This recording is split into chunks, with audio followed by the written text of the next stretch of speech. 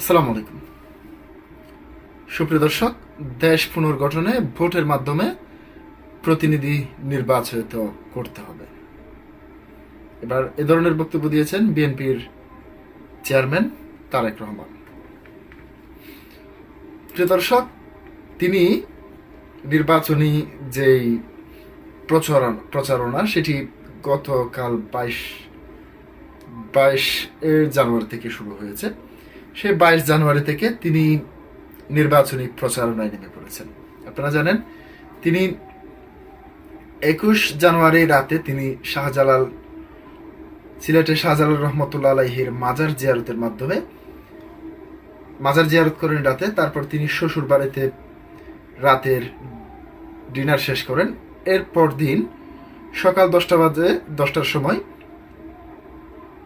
সিলেট আলিয়া মাঠে জনসভায় বক্তব্য দেন। এরপর থেকে তিনি পর্যায়ক্রমে পথসভা করে করে তিনি নিজ বাড়িতে পর্যন্ত পৌঁছান, অর্থাৎ ঢাকাতে যে তার নিজ যে বাড়ি রয়েছে সেখানে পর্যন্ত তিনি সেই পথসভা করে করেই সেখানে পৌঁছেছেন। এরপর আজকে তিনি রাজধানীর ভাসান থেকে নির্বাচনী পথসভায় বক্তব্য দিয়েছেন। তিনি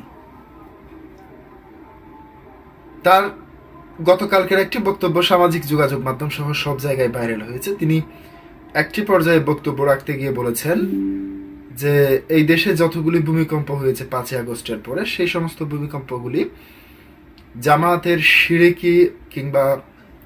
শিরিকি কর্মকাণ্ডের কারণে হয়েছে। সেই বক্তব্যটি সামাজিক যোগাযোগ মাধ্যম সহ সব জায়গায় ছড়িয়ে পড়ে। তারপর থেকে বিভিন্ন ধরনের আলোচনা সমালোচনা সামাজিক যোগাযোগ মাধ্যম সহ সব জায়গায় শোনা যায়।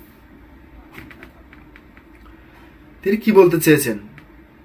বাংলাদেশকে পুনর্গঠনে নিজেদের প্রতিনিধি ভোটের মাধ্যমে নির্বাচিত করতে হবে বলে জানিয়েছেন বিএনপি চেয়ারম্যান তারেক রহমান।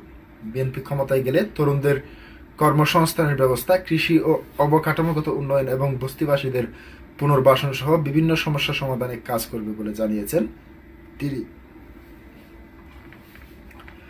শুক্রবার 23 জানুয়ারি ভাসান থেকে আয়োজিত নির্বাচনী পথসভায় তিনি এই প্রতিশ্রুতি দেন। বিএনপি চেয়ারম্যান বলেন, আন্দোলন ও সংগ্রাম হয়েছে, স্বৈরাচারের পতন হয়েছে, এখন দেশ গঠন করতে হবে।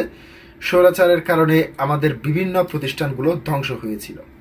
এখন দেশে পুনর্গঠনে নিজেদের প্রতিনিধি ভোটের মাধ্যমে নির্বাচিত করতে হবে। আমি, তুমি ও ঢামির নির্বাচন যখন হয়েছে তখন সমস্যা নিয়ে জনপ্রতিনিধির কাছে যাওয়া যায়নি।